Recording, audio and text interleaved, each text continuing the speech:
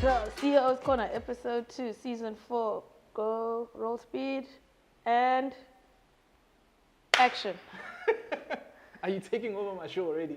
No, I'm helping you. Okay, cool. We're collaborating, Okay, I like that. which is the magic of marketing. Wow, Collaboration. really? You are so on cue. Welcome, Sibu. How are you?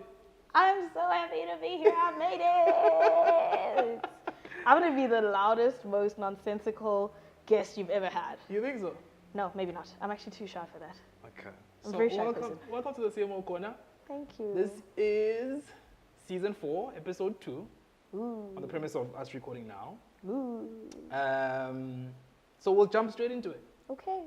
And what I committed to in the beginning of the year was a previous season where I said I'll chat to people that sit in agency now as well, Okay. Good for you. versus chatting to just the CMOs. The Because I think the perspective is important to get CMO side 100%, but then also get agency leaders as well. So your current role is Chief Creative Officer of Duma Collective, but you're also the founder. We're not going to let that one slide. I'm actually a leader without a title. Okay. Simply because I do so many things. I wear different hats as and when the business demands. Yeah. We do have some really good principals in different positions. Okay. But every now and then when someone rightfully takes their leave, I can go from being a influencer coordinator to social media manager like to that. PR specialist. The one I haven't mastered is graphic designer, but Okay. one day is one day.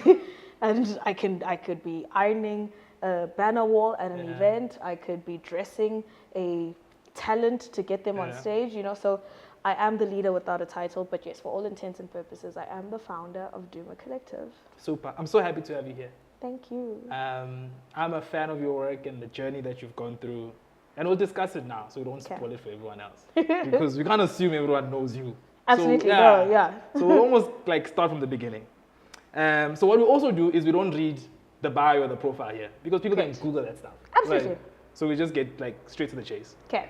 Cool. So we'll start with an icebreaker. Okay. Random stuff. Cool. Oh, this is exciting. Well, random stuff. It's like 5 questions or 4 questions. Okay. But what you need to do is respond quickly with 1 word. I'm a thinker. That's hard. Yeah, stop overthinking. This is the moment where you just relax. You got wine. You actually poured us wine. Okay, fine. So like you can just relax. Let's let the fat bastard speak. Let's go. Okay, so use 1 word to describe Sibu Mabena. Brilliant. Love it. If you're not doing what you're doing now, what would you be doing? Public service. We're in public service. Okay, now I'm like double clicking on stuff I shouldn't be. I'd be an administrator. I'd be working in government. Okay. Not politics. Okay. Government. Okay, why? I really care about my people. I really Yeah. care about this country. I Yeah. really want to see things happen for Yeah. them. People deserve better. True. So yeah, I'd be in public service. Okay. Podcasts or books? Podcast. Okay. I'm a millennial. Okay. I was born in 91. I like books. I'm very happy for you. It's just, where do you get the time? Okay, that's also true. So I read on holiday. You go on holiday? Yeah, I I do. want your job. But this is obvious. I was gonna say sneakers or heels, but I've known you long enough. Yeah, you do not disappoint. Sneakers. Yeah, what do you think? Yeah. Yeah. Fresh. I love your pair. Thank you. Cool. That was it. Oh, that's Ice broken. Ice broken. Ice broken. So we've got wine. Thank you for the wine. You're welcome. Welcome to Thank Duma you. Collective. Thank you. Beautiful offices. Thank you very much. And congratulations. You said you've been here last year. 1st of August. 1st of August. We moved in, Women's Month. Congratulations. Thank you That's so much. significant. Yeah, it's a big deal for me. It's a big deal for the team. It's a big deal for everyone who's ever supported us, every single client, every single supplier. Every time they drive past this building and they see this landmark, I want them to know that that's their return on investment. To say it took a collective effort to get this young black-owned agency to where it is today, where we might not rank in the top 100 today, Sure. but if we continue on this momentum, one day is one day. And I'm just building a case study for everybody who ever believed in us to say, you're not wasting your time believing in us. That's true. Okay. And you say one day. I feel like throwing in a year but I feel like you're gonna say I'm gonna jinx it. I've got a year in my head where I'm like, I think 2020 it's gonna happen. I mean, that's what I think. Who's to say? And I'm saying that on the basis of me building this business one step at a time. Sure. I didn't have milestones. Be like, okay, in 2 years' time, this is what we're going to do. In 4 years, in 7 years, and it's always just been, okay, this is the right thing to do now. This is the right next step. Simply because we don't know what we don't know. We can try to plan. We can try to anticipate. And they say if you fail to plan, plan to fail. 100%. However, I plan at a holistic level. I plan on my intention. I plan on, what we want to see happen. But God is the ultimate decider. Only He knows when. And True. I've learned to know that His delay is not His denial. And that's kind of the thing that I've been trusting in, and just saying, okay, trust that you will get there one day. Okay. So you're the Mabena that never disappoints. I don't know about never. That's a lot of pressure. Okay, so let's track back to the beginning. Okay. So maybe set the context of, very briefly, who Sibu Mabena is. Oh, full name. See what I did there? You fish for common name. Yeah. Who you are. Yeah. And what drives you, possibly. So I am Sibuile Zanele Mabena. Zanele didn't know. Damn. Yeah. That's my researcher failed me. It's okay, not many people know. But I am a daughter to Obi Mabena and Leah Matalane. I am a sister to Ntombi Mabena, Kusi, Tabile, and Cindy. I'm a founder of this great creative communications agency. But yeah, beyond that, I'm a human being who just loves creating beautiful, considered experiences, whether through communications or events or experiences or amplification campaigns, etc., to help clients reach their intended target audiences. And ours is to build an oasis for African creativity to flourish. And that's what drives me. That's beautiful. I really want this Duma Collective to be that place where a young person who wants to be creative and get paid for it, doing really cool things, can say one day, I'm going to work at Duma Collective. Cool. So you speak about Duma Collective being the oasis of African creativity. For African creativity to flourish. To flourish. Yes. Okay. So has that always been the vision? Because you started in 2017. Yeah. Were you clear that like there's a gap in the market and this is what I'm doing? Siyabangena here.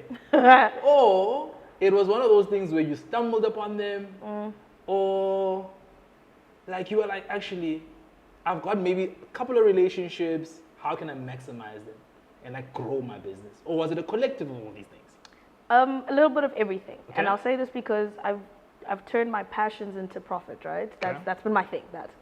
This is what I love to do. This is what I know how to do. And I'm going to find a bunch of people that I can just gather for us to all do it together. Yeah. And I've had such great, rich experiences in my life. And I said to myself, surely other people would enjoy doing this too and would want to get paid for it. So that's always been the thing. Just do cool things, get paid for it. Got you. Then it was to register a business so that I could present myself as a professional outfit. 100%.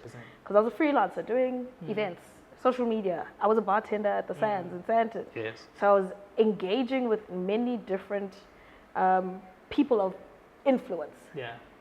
And those people of influence found me to be someone that they could use to do things. Yeah. Because I knew artists. I come from a dance background, so I worked with urban artists. Yeah. And then I'm an early adopter of social media, so I'm doing that.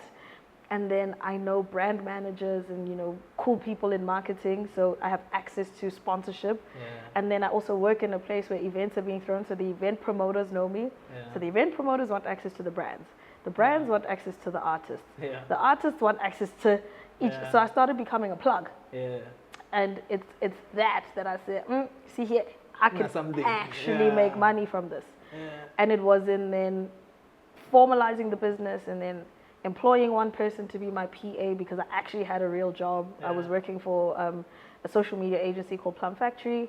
And luckily, and maybe luck is the wrong word, I think just by God's grace, I had bosses who really understood my fire, my passion, my ambition for doing a lot of things at the same time. So moonlighting. They were okay with you moonlighting. They were just like, yo, you're a multifaceted person and you are young. So let's see how we can help you cultivate this ability that you have. So it was Shaka Sisulu, Chea Julu, and Moyikwa Sisulu, who, but all three of them were just like, dude, you're really good at this thing you're doing. We don't get it, but you're good at it. Yeah. So how's about you keep your office, you pay us a nominal fee as rental, but start your business. Because what you're trying to do here by being a full-time operations person is going to stifle you. It's not you. And I got a PA to help me, and she then turned into a project manager. Then we got another person, and then 3 people became 5. Now it's too much for Plum Factory. So we're taking up a little too much space. So we moved into a shared workspace in Sandton called Spaces. From there, we then grew to 7 people. Then that became too expensive because we were paying a cost per head. And then we got a place in Dunkeld, West Shopping Center, that was going to be big enough for 15 people. Because at the time we were 7. So I said, the most we will grow is double. So let's be minimalist about things. Guarantee COVID is going to hit. Lockdown. So we're supposed to move into this office in 2020, but okay, there's no moving, and our office is ready to welcome us. So when COVID hit, we were working from home. Yeah. So that kind of helped us continue the culture. Then we opened up the country. We're able to move in. When we're moving in, we're done lockdown house party. Yeah. Lockdown house you party. kept us alive. Oh, Shimza and PH, like the whole team, we worked so hard to do that under really strange circumstances, but by like really, really great support from Lazola at Hunters, sponsoring, and then Tommy, who was at Samsung at the time, and him sponsoring, and then the team at Channel O, who were just like, dude, we're gonna do this, we're gonna figure it out, let's do it. That really helped our business grow because that opened up so many other opportunities where agencies were closing down. We were like, whatever work anybody has, we will take it and we'll figure it out. I started now collaborating with other businesses, other freelancers, and then 7 people became 12. 12 became 17. Jiggy, we're too big for the office. And that's when the plan to kind of move into this space really became a thing. I also hired an MD. I got a really, really incredible human being. I cannot thank her enough. Lindiwe Maduna, 20 years of experience in the industry, coming from the likes of Metropolitan, Jupiter Drawing Room, YNR, and then VML. And we were agency partners because we worked on the Amstel account as an influencer and eventing agency or amplification agency. And they were the lead creative agency. So she was the BUD on the account. So her mentorship in the agency partnership really made me identify her as the right person to come in and help us steer the ship. And what she was able to do was just like take us from a spaza shop to an actual business that has systems and processes. I learned Chase for the first time. I've never done a timesheet in my life. But when Lindiwe Maduna came in to come and take over this thing and run it, it really became real to me that, now you're running a business. We got an advisory board. I've got Patrick and Tabiso who are just Pat and Tabiso who just said to me, because they've known me from my bartending days, and they're like, hey, you've got something going here, let's help you really like turn it into a profitable business. And now what started out as a really high level freelancing operation is something that I can say I've grown into a sustainable business that children decades from now will find and really identify as that oasis for their creativity to flourish. So yeah, I hope that answers the question because that was a very long way for me to tell the story. And I love what you're saying because we're going to take a couple of steps back. You've covered a lot. The first thing is, so you speak about, it was just you and the PA, and there were 7, and then it grew, and then it grew. I think you're rushing the process here. Let's talk about the truth. The truth being, for you to do that, there's challenges in the process. Or for you to get to the point where you are now, maybe let's reflect. Let's reflect to 2 people, and then 7, and then getting to the point where we are now. What are some of those challenges that are like, maybe I was crying because of X, Y, Z. Being gecko rights, guys, and this and this and this. Because for anyone that's trying to start an agency that delivers and that has great clientele, you almost have to know the truth about what actually goes on in actually building a big business.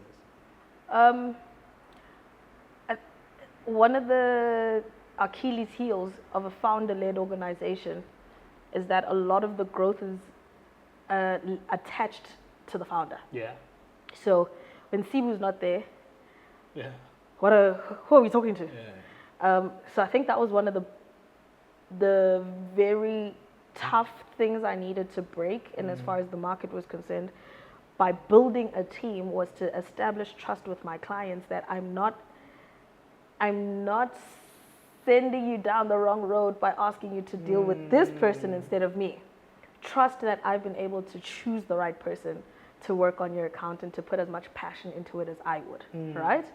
So I needed to break that notion of if Sibu's not there, it's not going to get done the way she would. True. So scaling was very difficult. Yeah. And I think it's because of how I really built the business brand around me and my ability and my passions.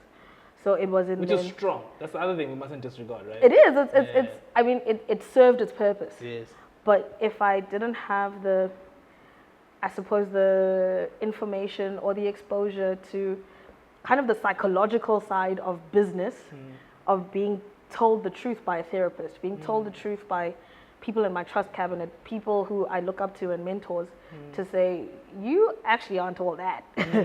You kind of need to establish a way to multiply the business and not project your way of doing things onto other people, because then a client won't appreciate the other person's way of doing things. Got you.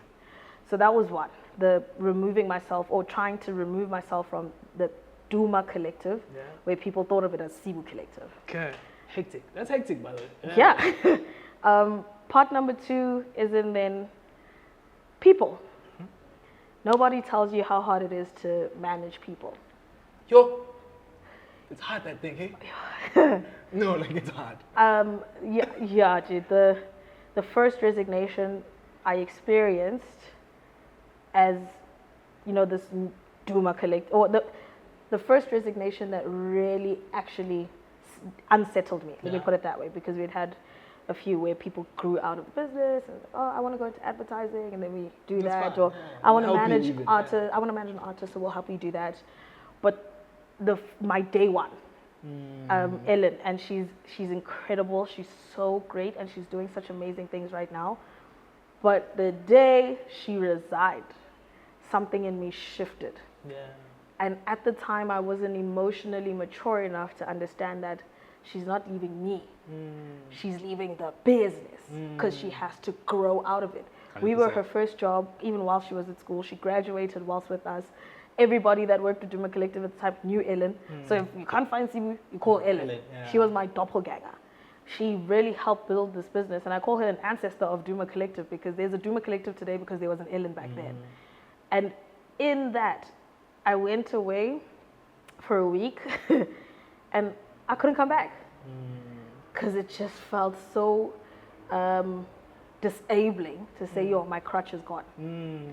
So it was that the psychological effect of having someone grow out of the business is something I had to really come to grips with, that entrepreneurship is a bus. It's going in a certain direction and people will jump on and people will jump off. Yeah. So that was the second biggest thing I had to deal with. And then thirdly, money management. My God. Yeah. No one tells you, no matter how frugal you are, no matter how... Hey, you are frugal. I am. Yeah, you're frugal. No matter how savvy you think you are with the money, when a client says, sorry, we're no longer moving forward with this project, and then COVID hits, and the emails start to come in. Guys, as you know, force majeure. I learned force majeure. You're like, Because what does of that mean? COVID. Yeah. And now there's no money coming in, but you have to pay your suppliers. Because your suppliers are just like, yes, it's your clients not paying you. You are our client. And we've always been resolute about paying people and not making our clients' problems, or our problems with our clients, our suppliers' problems. Got you. So it was that I didn't have enough of a network to borrow money from. Okay. I had some people, some great people, who I could then kind of tap into. But what I noticed with other agencies of a fairer skin or agency owners, they have that network or that pool of people that can carry them when things are tough. Yeah. So that's another thing that I needed to work on, to say, okay, I'm not in this alone. I also should be able to humble myself to go and ask people for help. Yeah, and then all the other things are just like, oh, people will backstab you, people don't talk bad about you, people will try to sabotage, all of that like normal human behavior stuff. And learning how not to take that to heart has been quite difficult. So the challenges have all been more psychological than actual like, oh, barriers to entry. Because I have managed to really just like, what, that door's closed? God, do you mind opening another one? And then it actually happens. But you're raising such an important point on, and trust me, this is not what I'm hoping to get is the real story, right? And what I want to say is, this is not a finance podcast or whatever you want to call it, conversation. But the point about, I had to borrow money. Oh, yeah. For me, that's an important conversation because you're a business owner. You know, what we don't understand, our people, we don't want to take anything. Imali angifuni. So there's that, right? Where there's that, but angifuni can square it. Yeah. You know what I mean? Like, if I have to manage this thing, I'll manage it myself. Yeah. If not, then I'm not gonna borrow money. It took me a while to get an overdraft. Yeah. So that's yes, 100%. So that's the first thing.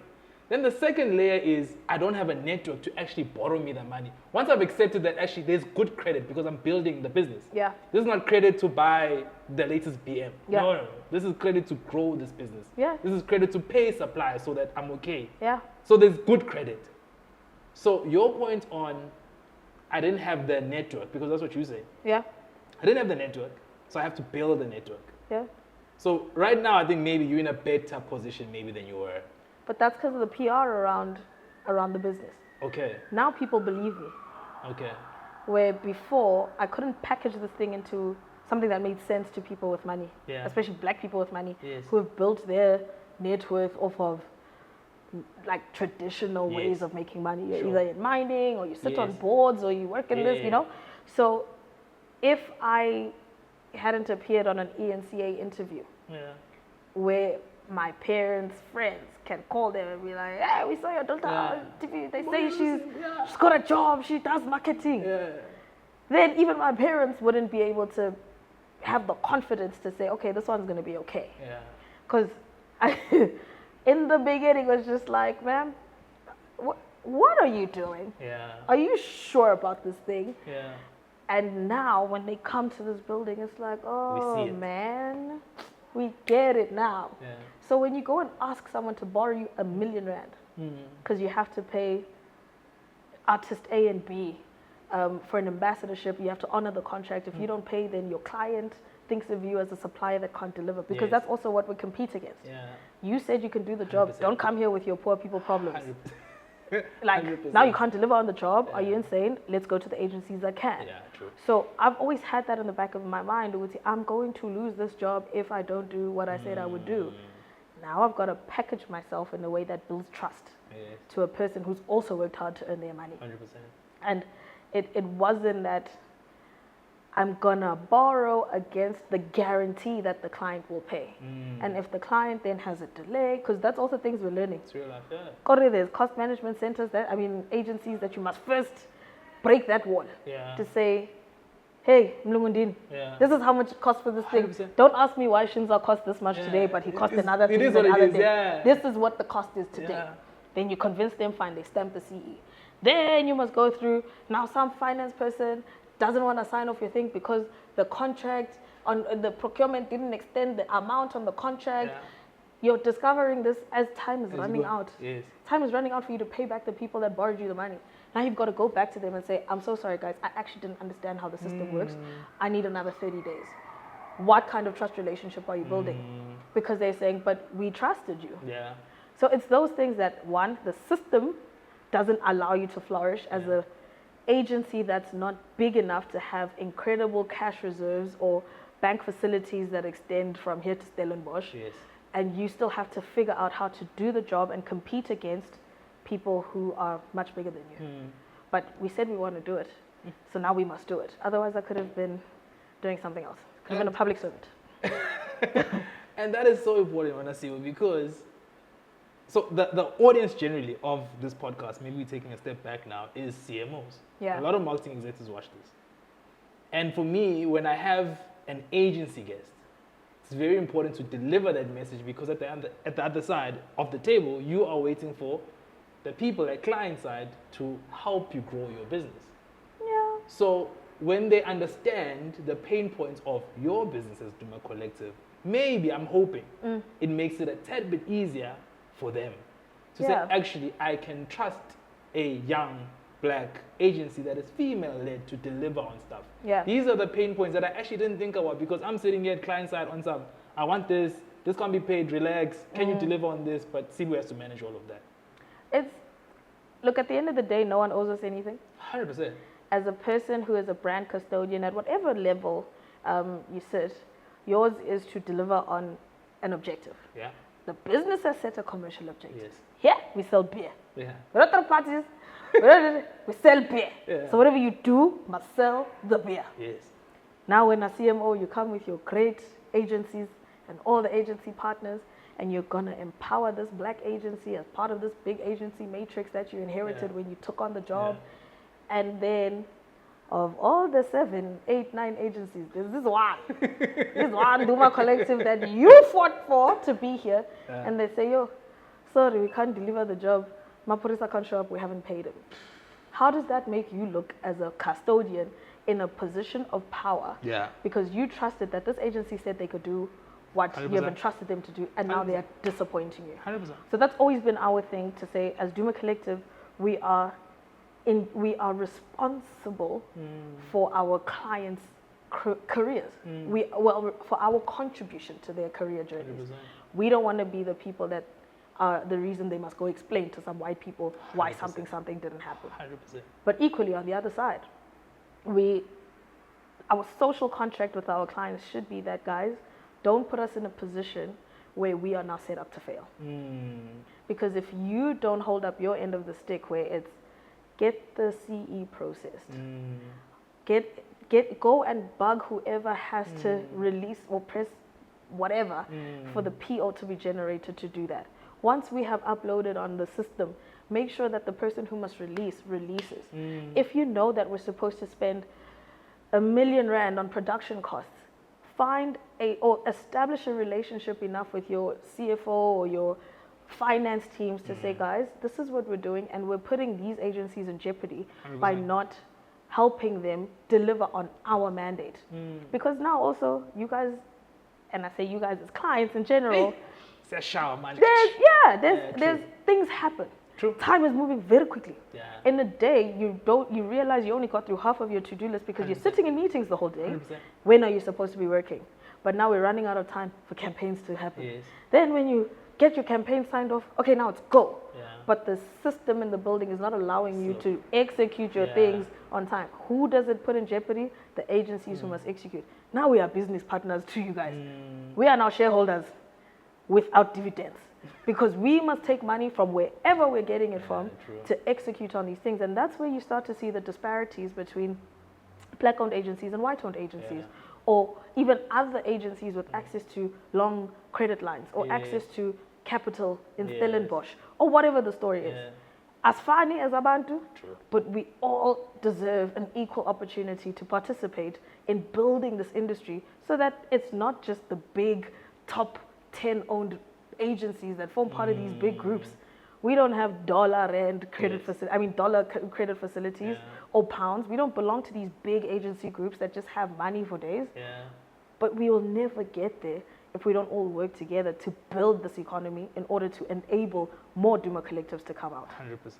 Which is why I'm sorry for the preaching. No, it's spot on, and I love it, because that is why I'm mentioning there's the work that we need to do at client side. And I'm saying this because I'm still in client side.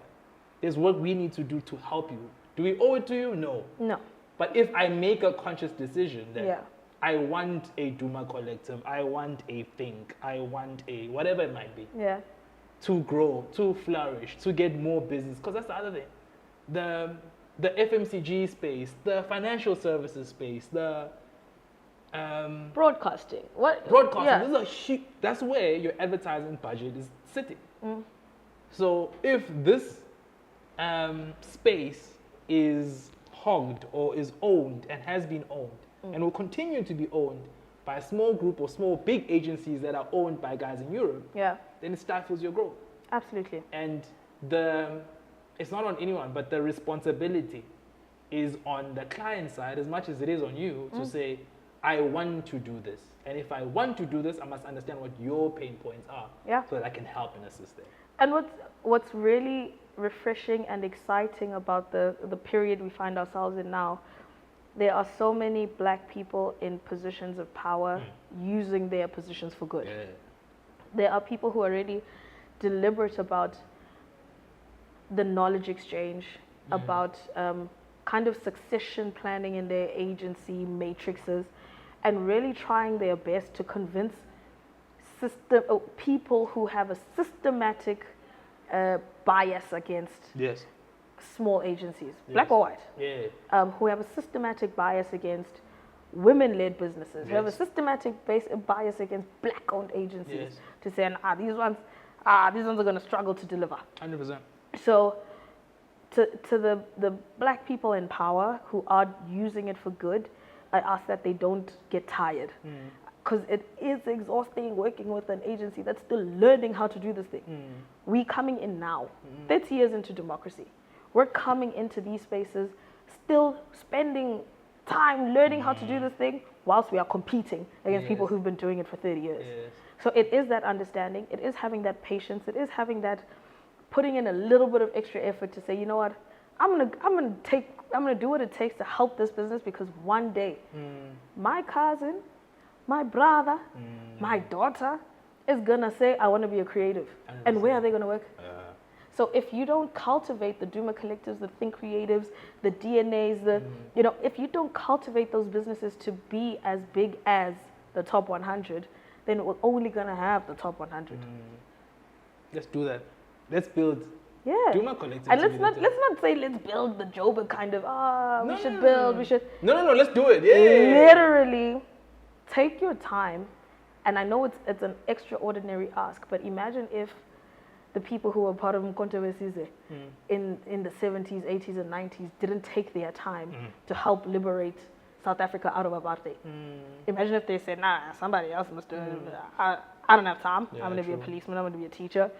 If they didn't do that, where would our country be today? 100%. So the change we need to see kind of depends on us. It's us. No one's coming to save us. There's no global agency that's going to say, oh my God, we should just go around giving all these black agencies some money, giving them some education, giving them some experience and exposure so that they can be as big as us. No, it's us. They want to keep what they have. Absolutely. Okay. Is that the truth you wanted to hear? That's the truth. Yeah, I love it. So, but you haven't stopped at waiting for opportunities to come to you. And I say this because you've got a bouquet of great clients, and I'm looking at my phone because I want to read them out. Are you going to plug my people? Yeah. Yes. Multi-choice. Absolutely. Showmax, under Multi-choice, obviously. NBA Africa, Heineken SA. Yes. Toyota, Financial Services, DGB in the alcohol space, Drip. And I know you did a bit of work with Danone. There's a story there. Still there. My people. It was after you. We're there. We worked hard. Thank you. Thank you. So you've got a bouquet of good clients. I guess that's what I wanted to say. Yes. You've got a bouquet of good clients these are big clients, by the way. Yeah, and like Honor Technologies, a Chinese company. I saw that on the website the other day. There's some Africans here. They do some good work. Let's go there. And like, they bought us a building. Okay? That's beautiful. They bought us a building in an empowerment deal, and they said, let's help build this business so that they can be a good supplier to us. So it's not this building, it's the building next door. But the fact is... So our second interview is in the building next door. Absolutely. And we will report back on the amazing work that we're doing with them, because now they've said, we have a vested interest in the success of this company because they have a vested interest in the success of ours. We're making incredible strides. I mean, the numbers are going to reflect when we do report on them, but at the end of the day, we take our work so seriously that people are starting to see that, okay, these people are actually onto something. That's beautiful. Hennessy. We won the Hennessy account in October, and it's also off the back of NBA Africa because they're a global partner to NBA. So we pitched against some big names. Big guys, We pushed against the big guys. But the work that they wanted done demanded that the people who are going to do it have to be people of the culture, people who are entrenched in urban youth marketing and youth culture, and are able to speak the language, understand the people, and put their hearts into, building the brand and helping them achieve their KPIs. It's them trusting that NBA Africa might be onto something by having these ones on. And at NBA Africa, it's global people, it's African people agreeing to say, we could go for the big guys, but let's try this agency. Here. Yeah. And everybody is starting to see that, every opportunity they've given Duma Collective, there's a real tangible return on investment.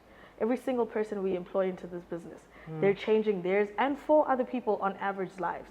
When they drive past this building, we're not taking money and going buying Bentleys.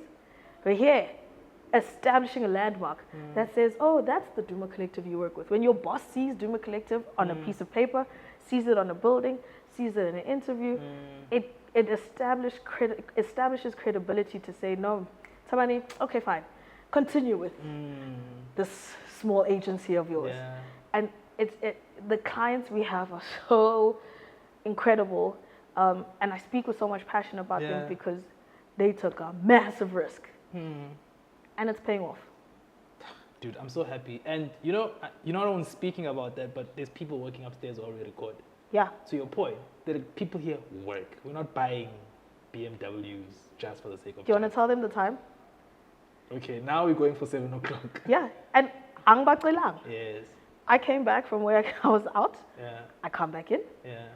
And I'm finding people here. Yeah. And it's not because, oh no, we don't champion balance. We don't champion, having a healthy work life. Yeah. It is that our team understands that in order for us to keep what we have, we're gonna have to do what it takes. 100%. Rest, very important. One thing about the Dumarians, they will take leave. Okay? Oh no, they understand their leave. Yeah. They know how to utilize it. They straddle our policies and they know what we push of enjoying what you do. Yeah. But when it's go time, it's go time. And this is our happy place. That's what we say at the door. This is our happy place because we want people who are happy to do this cool work and get paid for it. Yeah. But equally, it takes hard work, but also it takes balance. It takes knowing yourself. It takes knowing your limits and understanding what drives you. What drives me is work. I work like a crazy person because I turn my passions into work. Yeah. However, the next person, 4 o'clock, that And bus that's is okay. never late. Yeah. But during the day, You pumping. they're getting the stuff done. Yeah. So it is a great mix of people who will work as hard as I do, if not harder, and then others who really are working smart. Yeah. Yeah. And I love that. And the reason why I mentioned your clients was because I wanted you to touch a bit on what you feel has been that thing, man, that Duma Collective has to get these clients. Because to your point, I mean, you opened your offices in 2017 with 2 people. Yeah. But that's quick, dude. Let me help you understand. Like, to get listed companies, you want listed companies here, to get them in your client list is not an easy thing. Absolutely. So even if it's just one thing, have you thought about that thing that has helped us get all these top clients that we have here? Hennessy, global. This is not Chief Espaza making cognac. No, it's a beautiful, it's a leading big cognac brand. 100%. Have you sat back and thought, what is this thing? At a supernatural level, Yeah. it really is God's favor Yeah. and His grace and His blessings, and I'm really tapped into the plan my God and my ancestors have for me, and the collective power of the ancestors of all the people that work at Duma Collective, and the prayers of all our parents, the passion and the support that goes into getting people to come to work every single day and do what they do. But on the other hand, I think people are starting to, and I say people who are decision makers, people with influence, people with the power to bring in an agency, are looking for or are looking for people who do more than just meet the brief. Dude, we'll talk about that offline. People are tired, right? Yeah. They're tired of the mundane. They're tired of, oh, okay, sorry, you've run out of hours, so we can't execute this for you. Or, yeah, I'll check with traffic if we can do this. Or just doing the job. So in dancing, there's a saying that knowing the steps is not enough. And that's what we believe in here, that there's always a little bit more to this brief. Yeah. Have we thought about this? Have you? So I think people are starting to be attracted to that. They're like, yo, man, that cool thing you guys did at Delicious Festival for DSTV and Yogi Sip and Showmax and Drip and Channel O, that was cool. Can we get in on that? Playing field last year. Oh, we had fun. Yeah. Oh. And I know a lot of people from client side that are working with you, and they did a lot of great things in Delicious. This past Delicious, actually. Actually, now that you mention it, sorry, I'm interjecting to something. I'm like, actually, when are you own Delicious? No, because the massive team is also so cool. Sure. Like Tom, Lloyd, Lizelle, Kim are just, yo, what? You want to do it? That sounds like a great idea. 2 years ago, we got to do this Shaka production on stage right before Burna Boy's performance, where we brought Java, Zulu Paka. Hey, it was a big thing. We brought Mpepho onto stage. 20,000, well, what was it about 16,000 people? Yeah. Losing their minds at this display of tradition on the 24th of September, and we were launching or just amplifying Shaka 11 is coming to your screens. And it was my clients who said, what would you do to launch this thing at Delicious? And they let me run. And you ran with it. And it happened. Yeah. And the audience is just like, I'm so proud to be South African right now. Yeah. Even people who are not Zulu are just like, oh my God, this is great. And it's a client who says, we trust you. Yeah. Do what you do best. And then we put our backs and, hey, we worked hard, do you hear me? We worked so hard. And for us, it's like, yes, we're trying to be a for-profit organization, but we will pour everything into making this successful. And our clients see that and understand that. And then someone else hears about that and says, I want in on this. But sometimes the struggle is that no matter how hard you want this agency to come in and work with you, you have to work with what you've got. Because the system, the structures just are a barrier for you to break, and you've got to choose your battle and say, yo, am I going to get my work done, or am I going to go and fight with procurement to get this agency on? So I even understand where people have the opportunity, they just don't have the time. So ours is to be patient. We were patient with the non. Said, no, we'll wait our turn. And long game this day. Our turn came. Yeah. We were patient with Hennessy. Yeah. Because we've been wanting. You know, you'll see, I've got so many experiences with the brands we get to work on today. NBA Africa, the first time I worked with them was on BET Experience when I was working at MTV. Yeah. I said, one day those people are going to come. And it happened. Thank God for the people who gave us the opportunity and put us in the running to pitch in the first place. Heineken, we've been working for them for, I think, 7 years now in different iterations. And to this day, every person that comes into that brand is just like, yo, there's some agency, where are they? Marcel Swain, he came back from Amsterdam and he asked about us and he brought us onto the brand again and he said, no man, we didn't get to work properly the last time. Let's do it again. And now it was so ingrained in the brand and in what we're doing, and because of people who care, not just for their own brands, but for doing cool things. Do you have reels of like the stuff you've done? Because I want to plug them like somewhere in our chats. Yes. Okay. RTC Studios, Austin Malema, they do a great job of immortalizing the stuff that we do. Okay. So we must definitely like plug it in somewhere in the edit, love so people that. can like see. Thanks. Yeah. Okay, cool. So as we try and wind down in the last, call it 50 minutes. Yeah. And I'm saying this because I'm managing you. You talk. I talk, but you talk. I do. I hope people don't drop off. No, they won't. They love you too much. So you also have footprint, whether it is current or past, I don't know. You'll correct me if I'm wrong here. Footprint with your clients in Cameroon and Nigeria. You've worked with other people in Cameroon or Nigeria. Yeah. Well, we've done work for brands with a footprint in those countries. 100%. Yeah. And the reason I say that is because there's other nuances that come in when you go into other markets or other countries within the continent. Getting lost in translation. Yeah. I want you to share some of those learnings, like in brand building in a different market within the continent, because the continent is not one thing. Yeah. What does that look like? What are some learnings? What can we take from it? Yeah, briefly. You know, mine has been to try. Okay. At least try. Yeah. Don't say, oh no, that's going to be too hard. You know, oh, it's going to take too much time. Or we don't know anyone. We are 1 degree of separation from any one person in the world. Or 2. So when we got a brief, it was by Shivas to adapt a campaign we were doing here into the Cameroonian market. Ours was to find a way to collaborate. Okay. And I mean, there are people in country who work on the brand. So you meet them and you talk to them and you get to know them.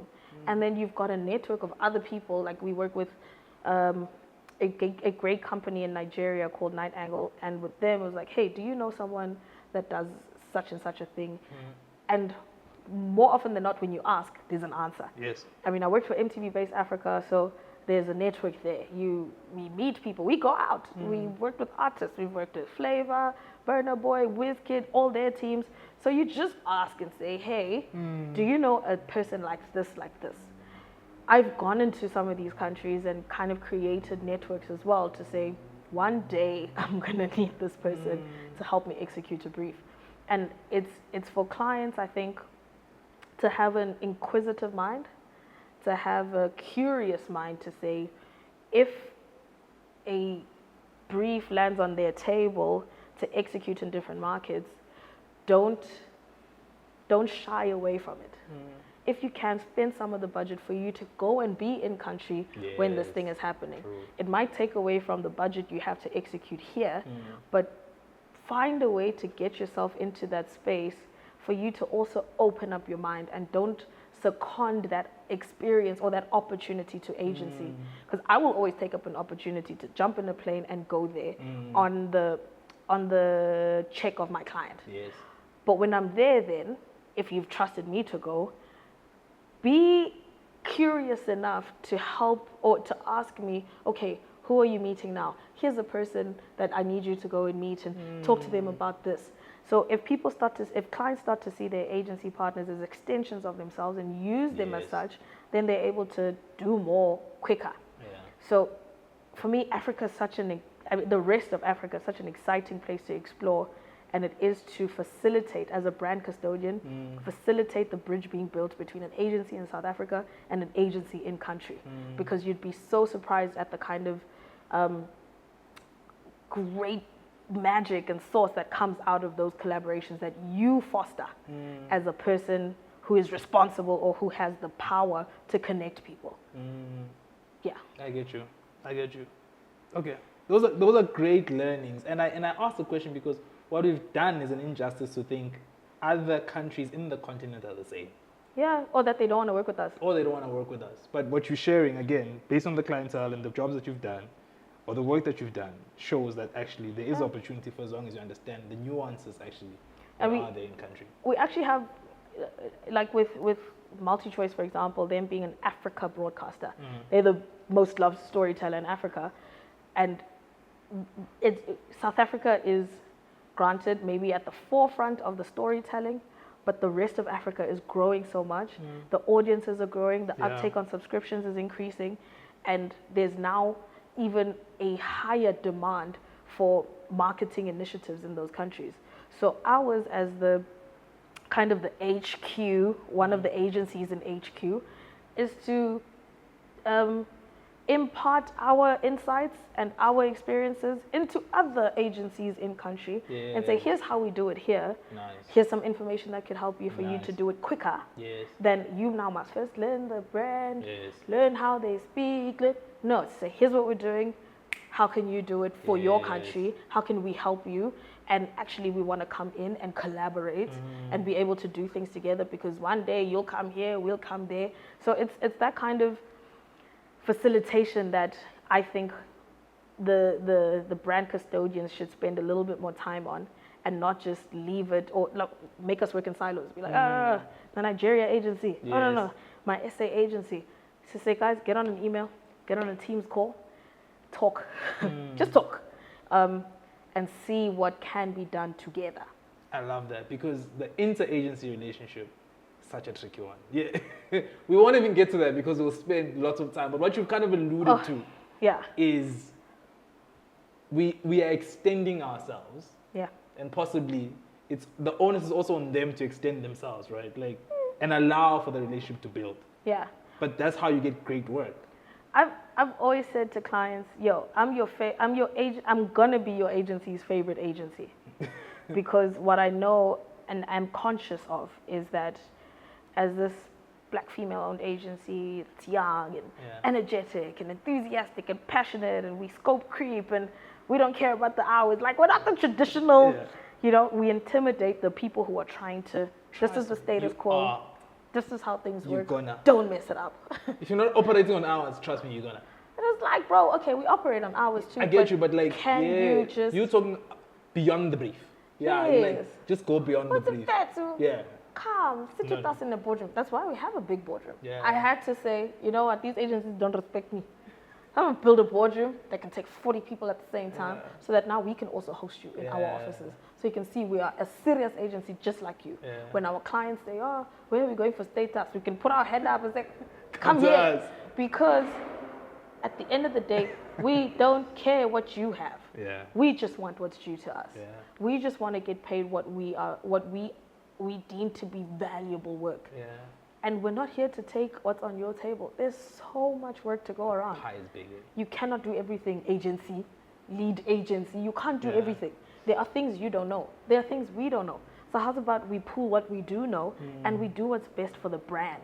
We do what's best for the work that we are being trusted with. And I think things are just going to start to work better when people just trust each other and trust that, okay, this one's not really here to take my work. They're trying to make sure that we do something amazing together. And it's actually up to the client. The best agency partnerships are formed when the client is deliberate about fostering that relationship. It's like co-parenting. True. Not co-parenting, blended families. Yeah. When two parents decide, my children will get along. Yeah.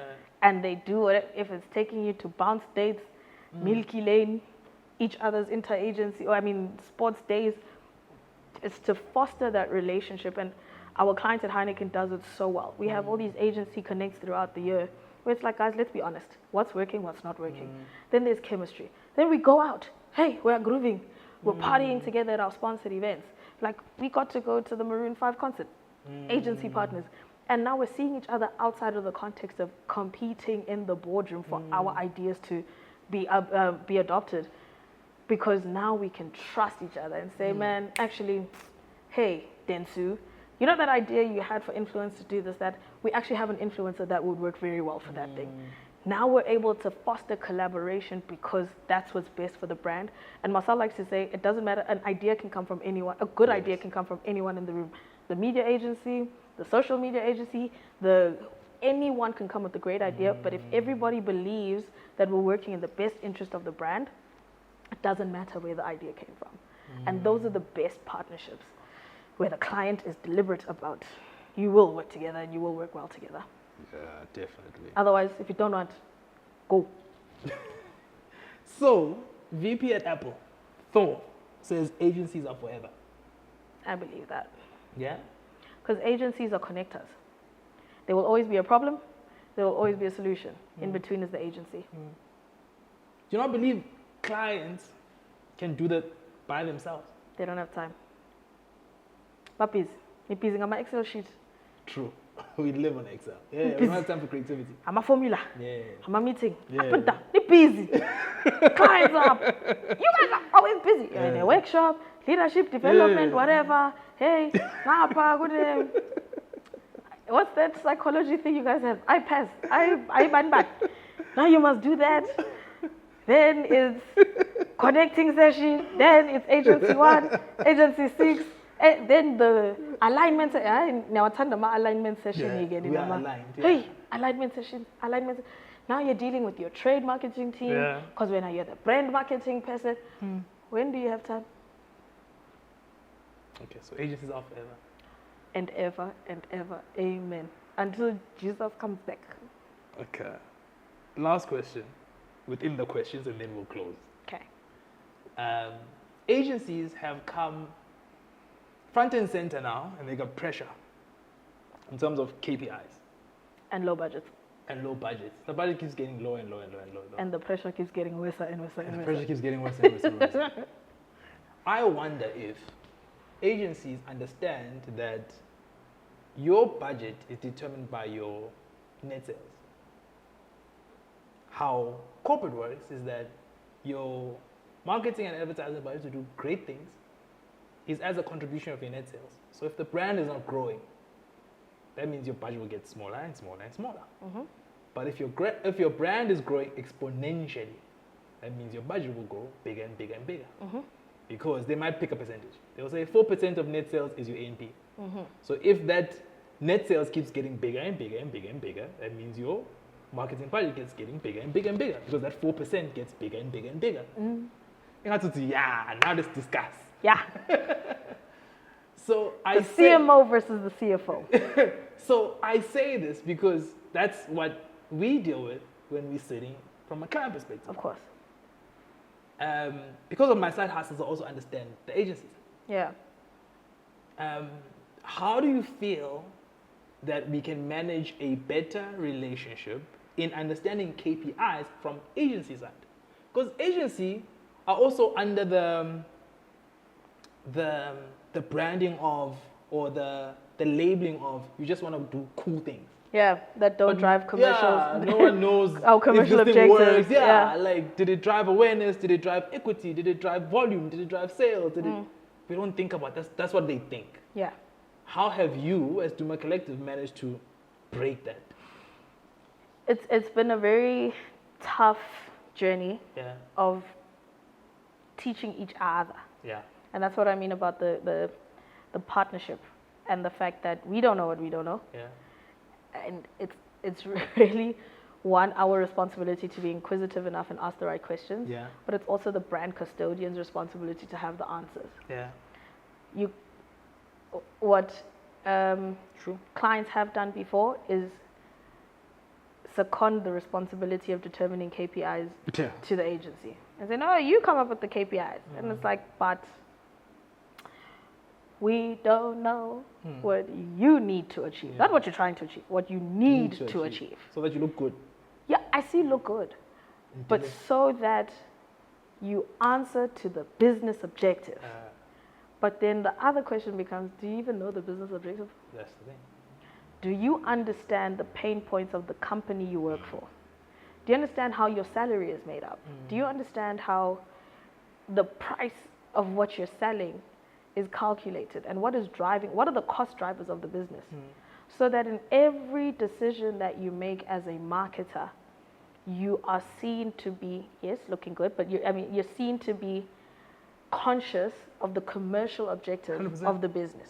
100%. So back to the thing about, we sell beer, we don't throw parties. There was a time where, like, it was a thing at SAB. Every day there's a party. There's a party. Yeah. I'm a concert. Yeah. It's busy. Yay, Kendrick Lamar. Yes. Yay, 2 Chainz. Blood. Oh snap! Don't forget what you're gonna say. You threw the coolest castle lights I attended in J-Cole. Actually, continue. I did the dance work. Doesn't matter what you did. You know, you it was were there. great. It was great. All I wanted to say was that was shout great. out to Warren LaGrange and Glen 21. Hey, my goats. But with that, it's that, okay, what does it do to the bottom line for SAB at the time?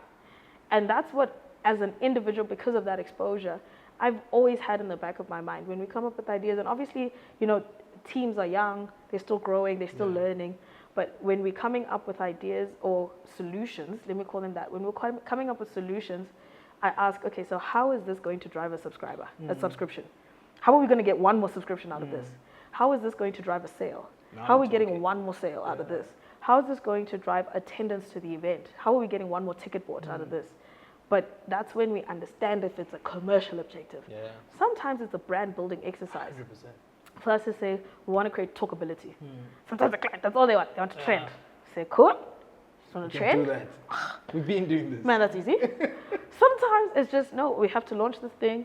Got to get people, got to throw a party. And then we come, because I'm just like always extra, and I say, we're going to throw this party. But we're going to sneak in a young army that's going to talk about it and make sure that there were 200 people at this party, but 2 million people know about it.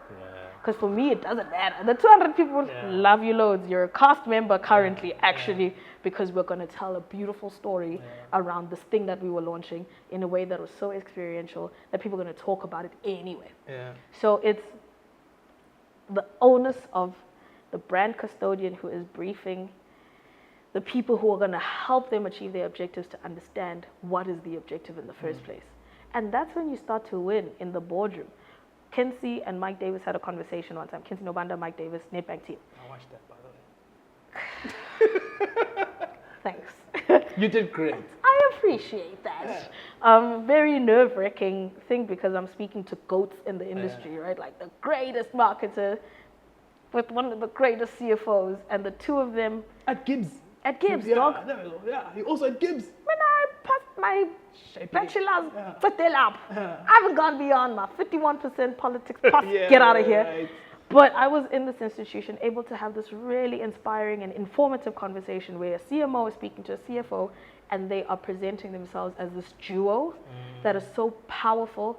And I think the single most important thing I got out of that conversation was how Kinsey has spent time understanding Mike's world. And Mike has tried. He's tried! He's tried! Because he's not going to craft a caption, but he's tried to understand Kinsey's world. And he said, you know, there was some things I just didn't understand what she was doing, like money secrets, what the hell is this thing that we're doing? But in the long term, he started to see the results. And that's because Kinsey was deliberate about understanding Mike. What keeps you awake at night? And then she went further and spoke about her agency partnership with Joe Public to say, you know, like the team at Joe Public, the management team, are so obsessed with the business results of Nedbank. What is Nedbank's performance? When the financial results are being announced, there's a call that comes into Kinsey to say, my dog, we didn't do too well this year. How are we fixing this going into the new year? Those kind of relationships exist because there's an intention. Kinsey is not a clown. She's not stupid when she says, Mike, can I spend at least an hour a week with you? Just getting to know what you do. She's not wasting her time. She's not just trying to prove that, oh, okay, I'm here at work. I'm at work. I'm going to look like I'm doing something. She's actually really deliberate about getting to know the world of the people who are going to influence her ability to deliver on her KPIs. 100%. So it's that important that the people we report to who are our clients understand the business of the day. Otherwise, you're selling us all down the river and we're all going to sink or go over a waterfall because we all don't know what we're doing. And at the end of the day, when your principals ask you questions and you want to throw the agency under the bus, you don't know who we know. You don't know where we can have conversations to say, but we didn't know. We thought we were just trying to trend. So it's really up to every single person involved in taking care of a brand and driving the commercial objectives of a business that we serve to understand what role they play in achieving that objective. Okay. We close now. So what's the future of Duma Collective? What does the future of Duma Collective look like? Why do people want to know Indaba Zabantu? No, because we invested. You know that question. No, it's ours. This agency is ours. If you didn't know, now you know. Yeah. What do you hope for the future of Duma Collective to be? Let me ask that. We need more wine. I'm joking. I hope for growth for Duma Collective. I hope for positive growth. Positive growth. Say negative growth. Yeah. Okay. You can. Positive growth. I hope for a great footprint within the continent to show the greatness of the continent and the work that the people that come from the continent can actually deliver. Before we go international and no. Let's just be on the EMEA. Let's just focus on that. I hope for growth of the people that work here. You've got an amazing team. Oh, bless them. I met them for like 30 minutes while I was here and I was asking everyone questions. Oh. And everyone is so happy. Like you'll never pretend to a visitor. This is the first time everyone's seeing you here. Yeah. When a person sees a you visitor, can see they're like, help moping. me. Yeah, you can just see. Or whether people are just like, so what's going on here? You're interviewing Sibu. Oh, ask her this. I'm like, people are so excited. That's like, so yeah, nice. like Sibu's hours. Oh. Like, treat her well in the interview. So I hope for growth for them as well. Me That's too. what I hope for Duma Collective. Okay, so now we're closing. Yeah. Everything you've said, I agree. I'm in agreement. Is it? And where 2 or 3 are gathered, there he is. I love it. So as we close, there's 2 things. That's so cute. Where did that come from? 2 things. Focus, don't move. Where did that come from? Oh, hi. I don't know what happened here. Okay, wait. These are for you. You're so romantic. It's Valentine's. Thank you, because I don't These have are for you. one. Those are for you. Thank you for your time. This is the first time I'm doing this like on camera. So thank you very much. No, it's also a housewarming gift. Thanks. Okay, housewarming gift. Yeah, that's the housewarming gift. Yeah. You're the so house is cute. amazing. Like, so hopefully you like those. Thank you. And these are not cheap, okay? I see it. Wow. Thank you. Okay, so give me those, or you can I'll put use them on the as a floor. microphone. Okay, no, you have to you need both hands for these. Can I give them to David? Yeah, you can. Double. Here you go. Thank you. Okay, now I thought about reading these, Okay. but I figured let me not read them. Okay. I'll give them to you to read. Okay. So, This is so I was awkward. sneaky. I'm a crier. All right, please don't cry. This is very Unless it's like tears awkward. of joy, then it's chill. Okay, let's see what you've got. So, my asked, because I'm very sneaky. I told you I watched like all your interviews, right? Yes. That's part and parcel of doing research. You're really good. If you're gonna chat to someone, thank you so much. You're really good. Thank you. So if marketing fails me, I'll chat to people. That's what I'll We do. need to find you a show on a channel. That's the first thing. So I then asked your team or team members. Oh, that's So why I've you got were connections. talking to them. Oh, did you know? No. Okay. I spoke to them on WhatsApp. What? I spoke to them. Yeah, don't ask questions. And I spoke to them when I was here. Okay. So this is done before I even got here. By the time I got here, this was done. Okay. Yeah. So these are messages from the team to you. Don't do that. That's These the are first some one. sentimental people. They're gonna make me cry. Read it out loud, please. That's the first one. Okay. Hey, Fixer. I hope you see the growth in me. One day I'm gonna be as cool as you are. Oh, he already is cooler than me. Sabelo. Ah, and he's Sis Lindy's son. Yeah. He's grown so much, like so much. He started with us before he went to school, actually. Fresh out of matric, he came and he spent some time with us. Yeah. He went off to the US, he came back, he went into school, he graduated. He said, yo, I'm gonna come work here. Yeah. And now he's one of our like top performing juniors. Oh, this is so special. Okay. That's the first one. Keep those. Let's call him ODB. He also wants to be a rapper. Guys, I'm negotiating your bonus. This is me negotiating. The one that wrote. And you know what's funny? The bonuses are coming up now. We Oh, just is it? Maybe that's why I wrote. The ones that wrote. I didn't even know. Okay. Now we know the fiscal here. Cool. We're literally just in performance reviews. So Okay. segulate. Number 2. Okay, Sabelo.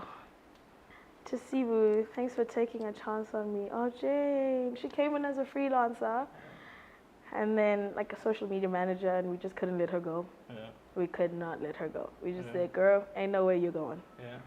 You're staying here. Yeah. So when she says, thanks for taking a chance on me, that's so cool. Okay. She's dope. Guys. Hey, Mabena. You know, I think you're a living legend. I'm proud of you. I love you. Keep shining. Leanne. Leanne's your fave. Oh. Leanne, similar story to Sabelo. Came in fresh out of school. Started with us as an intern. And now she's managing campaigns on her own. Like, for Engine. Like, what? A lot of our celebrity talent in South Africa even knows her and calls her by name and love her, and I love her, and she just happens to be my late cousin's daughter. So so special that yeah. Thank you. You're welcome. Thank you. Whew. There's a time you did say. And I'm wearing makeup. That's weird. Okay. No, your day's done after this, right? Yeah. Okay. She's yeah. David, I need tissues. If greatness was a person, her name would be Sibu Mabena. Okay, thank you for inspiring exceptional leadership and staying passionate, Petunia. So we have an intern program that we run every year where we bring in 5 interns. And then at the end of the year, they have to present to the business why they should get a job here. And Petunia shut the lights out. She was our PR intern, and now she's a PR specialist, junior PR specialist. And we had client in here yesterday for our agency review. And one of the things they called out was how Petunia was such a shining star. So it's so incredible that she can recognize that if greatness was a person, her name would be Sibu Mabena. There you go. Damn. You know, my parents still make me wash dishes even though people are saying if greatness was a person. Thank you. Thanks. Okay. I wasn't trying to make you cry, by the way. That's exactly what you're doing. Okay, cool. No, I'm steering now. I got this. To Sibu, thank you for believing in me and helping me understand that the greatness that comes with waiting. Tepi. An intern as well. And then signed off with Isaiah 40 verse 31. Guys. Okay. Oh, baby. Oh, Sibu, my dear. I met him as well. Oh, Sibu, my dear. Words fail me. You really are the gift that keeps on giving. Thanks for chasing your dreams because you're making ours true.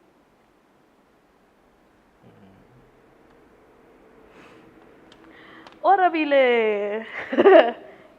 I told you earlier, I was his dance teacher when he was in grade 1, 2, and 3. And now he's flourishing and doing such amazing work. He came in as an intern last year. I only saw him in the final interview. I'm like, oh, hi, I know you. And now he's a junior, well, he's an account executive. He's client service in training, so he's so special. Everyone is just so special. You are not a good person for doing this. Wow. Last one. Okay. Oh, I never hear from him because he's always on the road. He's always on the ground doing work everywhere in the country. Thank you for creating and cultivating an excellent culture for all of us at Duma Collective. Here's to laying more bricks for the Duma Collective wall. Asande Mulawuzi. Our blesser. That's what we call him. He's the soldier we deploy. Yeah. Every job that we cover from a social media perspective on the ground, from Mahushu in Mpumalanga, well, Bushbuck Ridge to like Matatiele, he's the guy that gets sent to go do on-the-ground social media coverage for some of our clients, and he goes with such an open heart. And now he's in school, and he even asked for help with a bursary. He didn't ask for the whole thing. He just said, "Yo, can you just assist me?" And Sis Lindy said, "Absolutely, gladly," because he's invested in his own development and his own education so that he can continue building his perfect brick. Because we're building a perfect wall and everybody must bring their perfect brick for us to make the perfect wall. So that's what he means when he says, here's to laying more bricks for the Duma Collective wall. Asande.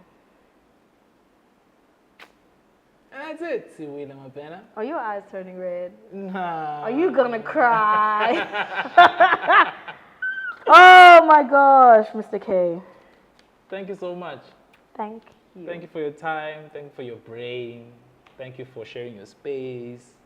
Thank you for your heart. Thank you for this platform. I've had a very honest conversation that might get me in trouble, but no one has dared enough to ask the questions you've asked. So thank you for standing in the arena with me. I got you. And you're daring to be brave. Thank you. You're welcome. It's a wrap.